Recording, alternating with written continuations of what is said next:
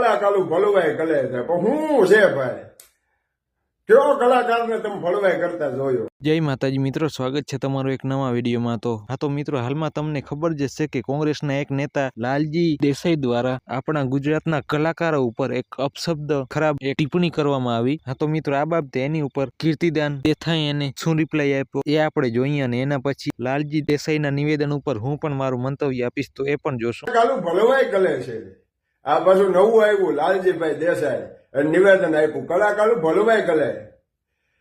કયો કલાકાર આની ઘેરે જઈને ભલવાઈ કરી આવ્યો એ તો કયો?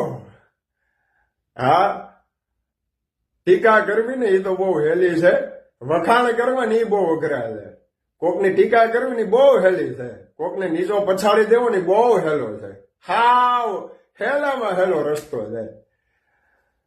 પણ એનો એ કલાકાર તમારું આયોજન કરેલું હોય, ગૌશાળા માટે હોય, ધરા માટે હોય, ધર્મ માટે હોય, મંદિરના લાભાર્થે હોય, મંદિરની પ્રાણ પ્રતિષ્ઠા માટે હોય, એનો એ કલાકાર કેટલો ફાળો કરીને દીધો છે એ જગત નહીં જાણે।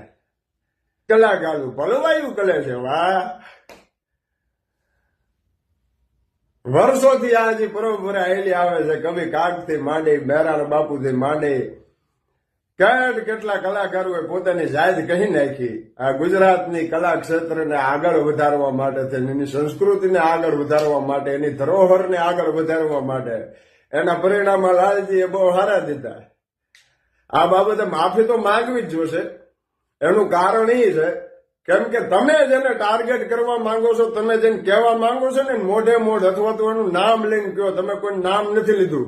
કેટલા કલાકારો છે જેને પોતાની જાત કહી નાખી જાવ કલા ક્ષેત્રને આગળ વધારવા માટે થઈને। તમારા હરેક પ્રસંગની માલિપા તમે જોઈ જજો, કલાકારોએ તમને રૂડા કરીને બતાવ્યા છે।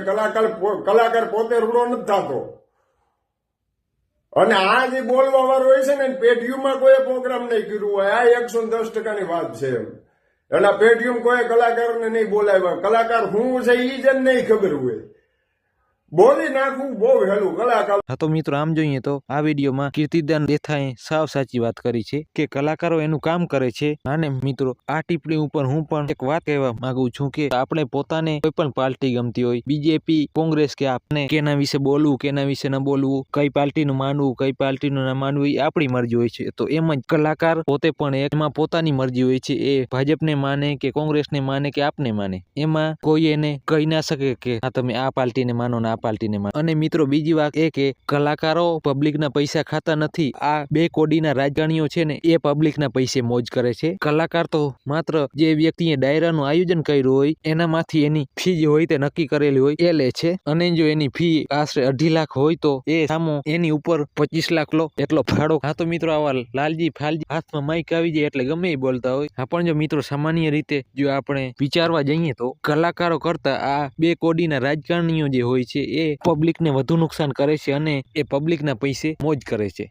હા તો મિત્રો, આજના માટે આટલું જ। આ વિડીયો તમને કેવો લાગ્યો કોમેન્ટમાં કહેજો, અને આવા નવા વિડીયો જોવા માટે અમારી ચેનલને સબસ્ક્રાઇબ કરી દેજો અને વિડીયોને લાઈક